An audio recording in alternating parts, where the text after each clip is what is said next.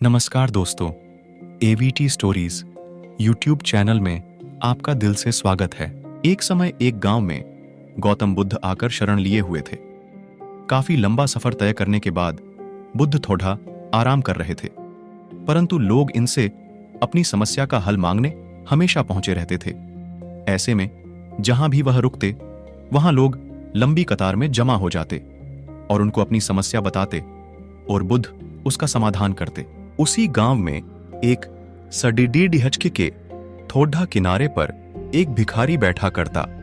वह यह रोज देखता कि लोग अपने दुख दर्द और अपनी गंभीर रूपी समस्या को लेकर आते हैं और जब वहां से जाते हैं तो उनका चेहरा बेहद खिलखिला रहा होता है। वे मुस्कुरा रहे होते हैं और नए जोश के साथ भरे दिखते हैं। भिखारी के मन में यह विचार आया कि क्यों न वह भी बुद्ध के पास जाए, उन्हें अपना हाल कह सुनाए, परंतु वह डरता था। इसके बाद एक दिन गहरे चिंतन के बाद वह भिखारी बुद्ध के पास गया। लोग लंबी लाइन एम्मा खड़ी डीढ़े रहते और एक एक कर अपनी समस्या का समाधान लेकर वहां से चले जाते। ऐसे में गौतम बुद्ध के चेहरे पर सदा मुस्कान रहती और वे हमेशा इसी तरह समस्या का हल बताते। भिखारी भी जब उनके पास पहुंचा तो उन्हें प्रणाम करता हुआ बोला, हे भगवान, इस जगह पर सारे लोग खुश व समृद्ध हैं, पर मैंने तो ऐसा कुछ नहीं करा जिससे मेरे को जीवन का दुख झेलना पड़ रहा है। फिर मैं इतना गरीब और निर्धन व्यक्ति क्यों हूं? इस पर बुद्ध बोले, तुम गरीब और निर्धन इसलिए हो क्योंकि तुमने आज तक सिर्फ मांगा है, किसी को कुछ दिया नहीं है।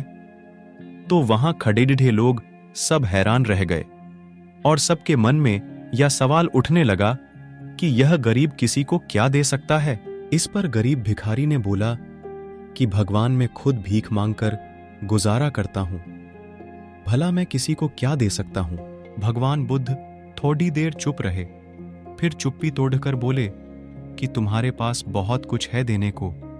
ईश्वर ने तुम्हें बहुत कुछ दिया है बांटने के लिए, जिसमें सबसे पहले तुम्हारे यह 2 हाथ है जिनसे तुम लोगों की मदद या सेवा के लिए इस्तेमाल कर सकते हो। तुम्हारे पास मुस्कुराहट है जिसे देकर तुम दूसरों में नई ऊर्जा का संचार कर सकते हो। मुंह से 2 मीठी बातें बोल सकते हो।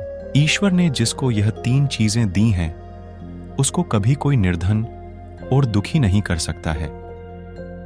निर्धन होने का विचार तो सिर्फ हमारे मन में पनपता है।